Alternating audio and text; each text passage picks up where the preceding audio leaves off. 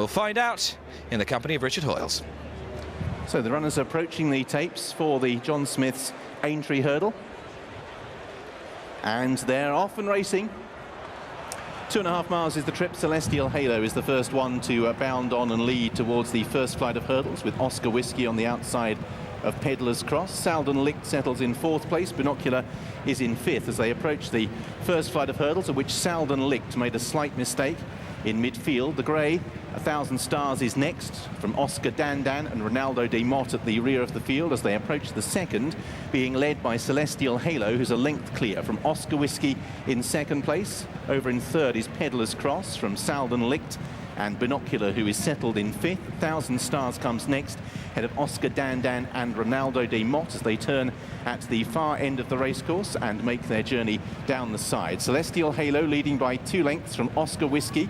The pair of them have opened up a 3-length advantage over Pedlar's Cross in 3rd. Salden Licht is 4th with a length to Binocular, who races in 5th. 2 lengths to 1,000 Stars, who's got Ronaldo de Mott on his tail. And a further 3 and 4 lengths to Oscar Dandan, who under a patient Paul Carberry ride is last of all and about 10 lengths behind Celestial Halo, who turns back towards home for the first time in the John Smith's Aintree hurdle. Celestial Halo leading by about 2 to 3 lengths from, in 2nd place, Oscar Whiskey. Ruby Walsh and Barry Geraghty, the 2 leading riders of the week, holding the first 2 positions as they reach the next flight, number 3.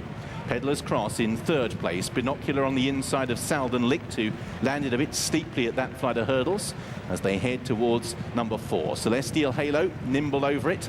Oscar Whiskey has been joined by Pedlar's Cross briefly. Now Oscar Whiskey retaking a clear 2nd place. So the order as they head up towards the flight in the circuit's time will be the last. Celestial Halo over about 3 clear from Oscar Whiskey in 2nd. A mistake at the back of the field by Oscar Dandan, who's left his mark in the flight of hurdles as they make their way up past us with a circuit to travel. The pace just an even one, set by Ruby Walsh on Celestial Halo in the black and white with the red sleeves. Oscar Whiskey blue and white 2nd. Pedlar's Cross travelling well in yellow. Salden Licht is next in green and red. Binocular stalks Pedlar's Cross in 5th place. 1,000 Stars, the grey, is next on the inside of Ronaldo de Mott, and Oscar Dandan is last as they take the turn and enter the final circuit. And out in front, Celestial Halo leads by 2 lengths. Oscar Whiskey in 2nd, Pedlar's Cross 3rd. Salden Licht half a length away, the red sleeves of Binocular. Binocular in 5th place in the hoop jacket, and then towards the outside we have Ronaldo de Mott, the grey 1,000 Stars, and Oscar Dandan at the rear of the field. Celestial Halo leading towards the first and the final circuit, 6 from home.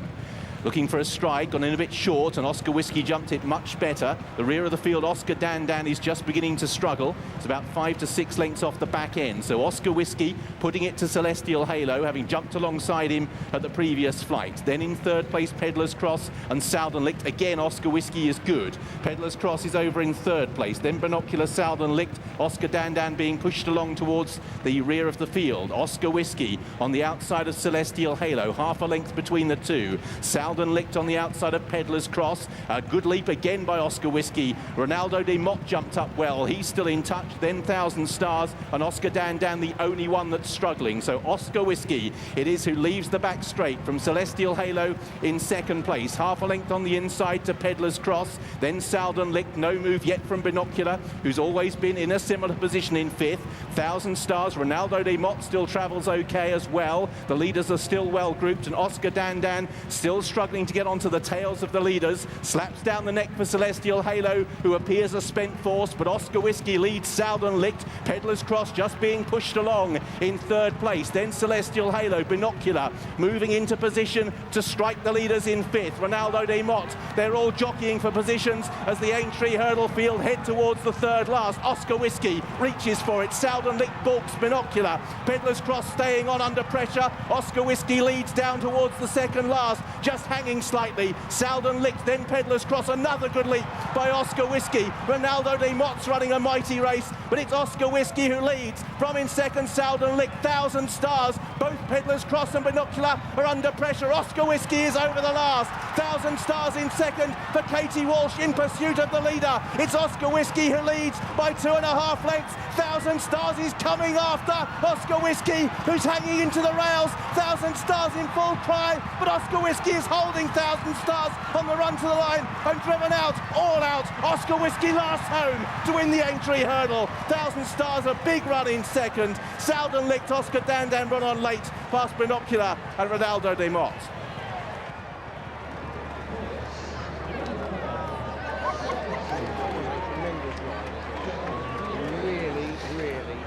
Nicky Henderson has his treble on Grand National Day. He is racing through this card and gets another Grade 1 victory, but once again the Master of Seven Barrows wears a somewhat bemused and perplexed expression, because Binocular flattered to deceive and the second string came to the fore. Some second string though. The champion hurdle third, Oscar Whiskey, has really blossomed today. Showed pace and class and tenacity to hang on grimly from the rallying Thousand Stars, who has produced a career best under the cool-headed Katie Walsh. And had she got going just that little bit earlier, you do wonder, but Oscar Whiskey was in no mood to be denied. Selden Licht has run a stormer as well in a race which has seen notable disappointments, Pedlar's Cross and Binocular. Oscar Whiskey has really come of age. Under a tremendously positive ride as well. He took that 5 out. He was getting a lead. He didn't have to. The easy thing to do would have been wait till, you know, turning for home like the traditional ride. But he really set his stall out. He thought, one way I'm going to reverse form, you know, with champion hurdler, with Pedlar's Cross, whatever, is to make use of my stamina. He'd proven stayer. He really, I thought, deserved a lot of credit for the positive ride he gave it. Some noticeable performances. Selden Licht travelled really well, saw the trip out excellently. Pedlar's Cross ran flat. He was in trouble before the home turn. What chance Binocular had was not helped by a mistake coming up in a minute, and again a little bit flat.